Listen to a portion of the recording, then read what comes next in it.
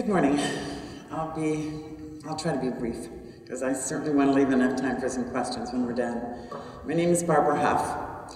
I'm the parent of a daughter who has struggled with mental health problems most of her life, but severe anorexia, lots of problems with drugs and alcohol over time. She's grown now and the mother of my 3 grandchildren, and she's doing quite well. But there was a time, I told Jane Tolber a little bit ago, that I begged a residential treatment center to take her because I couldn't get her to eat, and I thought maybe this was my fault and I needed help. But she had a kidney disease, and so no one would, and as it's turned out, that was probably a saving grace for her along the way. Do you all remember the movie Network, where they raised up the window and this person says, "I'm mad as hell and I'm not going to take it anymore"? And I think as parents, you know, we find ourselves in that place. I think Cynthia's been quieter about being mad as hell and I'm not going to take it anymore, but I have such respect for her and this work. And when Bob Friedman called me about 2 days after I semi-retired and asked if I would volunteer some efforts in this, I said, oh, semi-retired, I didn't really want to be that anyway. So I have been able to do that. I would like to acknowledge the fact that Sandra Spencer, the current director of the National Federation of Families for Children's Mental Health, is here today. Sandra and her policy person, Andrea Barnes, is here today as well, so I'd like to acknowledge that. Sandra, I don't think you'll mind if I say this, Sandra had a child in residential treatment at the age of 4. And so if anyone knows what it must feel like around safety issues and having a child that young in residential treatment, and Sandra has a very,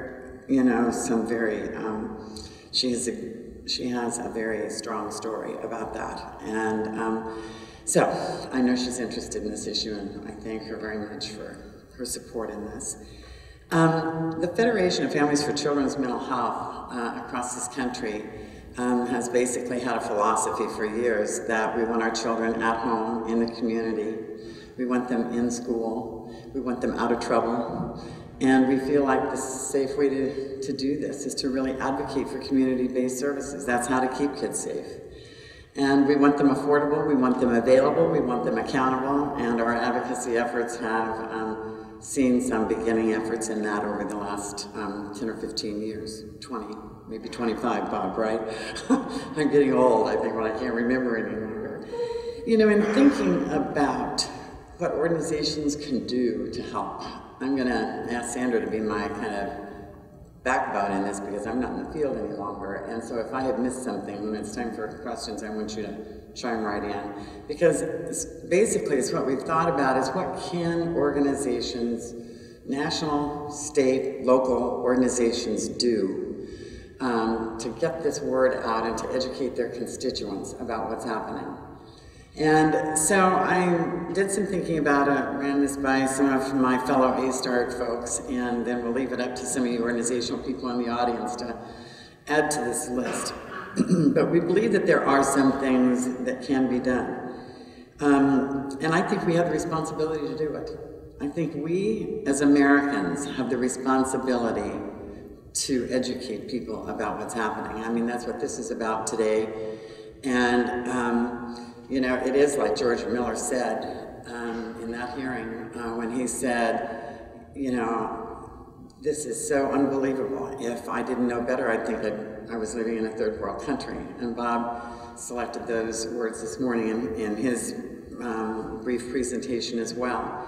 So let's think about what we can do as national organizations, state and local organizations as well to do that. And I think that technology is going to play a huge role in this, and I'm 63 years old, and I've got to tell you, technology just wears me out.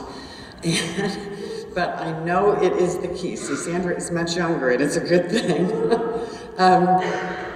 It plays a huge key in being able to distribute information, and I think we have a responsibility to use it. And I think that we all need links on our organization's website to A-START. And remember that A-START is a volunteer organization, and so Bob's folks have graciously been helping us with a website. But we need to link to that because it has the core information. And so that's the first place, is a link to A-START's website. I think that we can incorporate information into your organization's newsletters, whether they're online or whether they're in print. I think that we can get information kind of stirred out in the field through newsletters. Most organizations have some form of a newsletter. Many of them are electronic now. Many organizations have mailings that go out regularly to their affiliates. It may be online type mailings or it may be mailings. We can include information in those mailings. Postings on organizations' listserv. The Federation and most all organizations have listservs that we can post information on. Conference calls with organizations' affiliates. Every time there's the opportunity to have a conference call, you know, take one of your conference call times and dedicate it to A-START information, information around this issue. Include keynote presentations or workshops at your organization's conference about this issue. That's already happening here and there among some of the psychological and psychiatric organizations, but that can be expanded. And we have lots of people in our presence that are great speakers that are doing and would do a wonderful job in doing presentations about the issues. A lot of national organizations have policy meetings. The Federation has a policy day before their conference. Many have actual spring meetings that are for their affiliates as it relates to policy issues.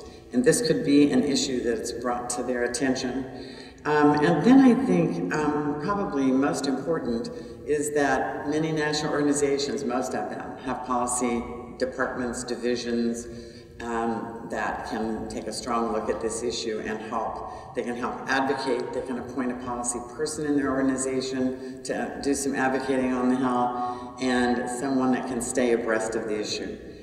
And then we need advocates to help us with change at both the federal and the state level. So that kind of takes care of some things at the national level, but this could trickle down and the same things could happen at the state level and in local levels as well. And I think finally, we'd like to develop a network of people. And I would even volunteer some time to try to keep a network of people informed, so that the national organizations have a way then that they are connected with each other around this issue. And if you would give me your business card, or if you would tell me who your staff person is, if you're an organization that would like to be included in this network, if you have a particular staff person that you could kind of assign to this network, I would be happy to try to, in my not so technological sort of way, I would like to, though, group some people together that we begin and start a network. I mean, that's how national organizations start, you know, is they know people out in the field and they gather people together and they make an organization. And so we'd like to broaden what we're doing into the field better, and in terms of educating lots more people about this issue.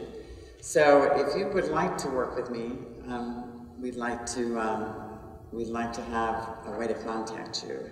And thank you, and my heart is with every single family member and young person who has had this experience. And thank you all for coming. I'm like Cynthia. She has a reason for her advocacy work in this, and not everybody does. So thank you for being here.